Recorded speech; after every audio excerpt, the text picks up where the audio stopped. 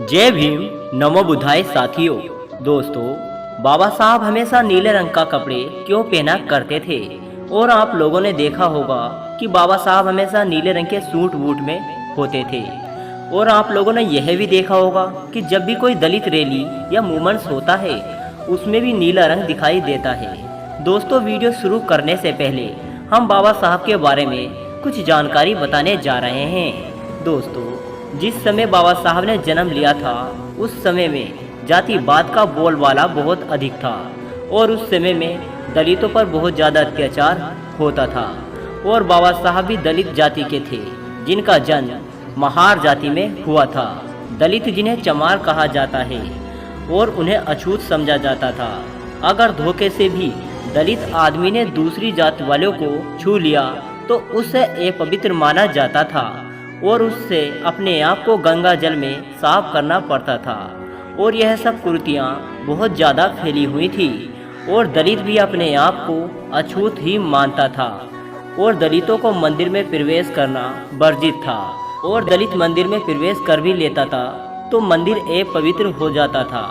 School तो दूर की बात है, स्कूल तो वह जाता ही नहीं सकता था क्योंकि उन्हें पढ़ने का अधिकार नहीं था।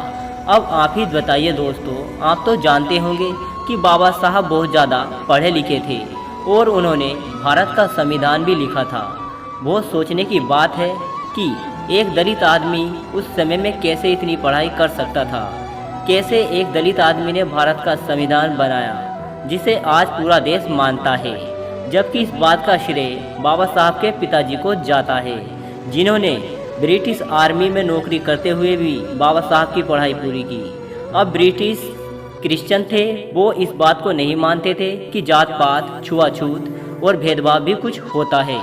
उन्होंने देखा कि बाबा साहब में कुछ तो है। उन्होंने बाबा साहब की पढ़ाई स्पॉन्सर कर ली। इस तरह बाबा साहब अछूत होते हुए भी स्कूल जा सके। जब उन्होंने स्कूल की पढ़ाई पूरी करी तो उन्होंने देखा कि यह बालक बहुत ज़्यादा होशियार है और समझदार भी है। उन्होंने बाबा साहब को अपने पैसों पर लंदन भेज दिया। लंदन में रहकर बाबा साहब ने अपनी पढ़ाई को पूरा किया।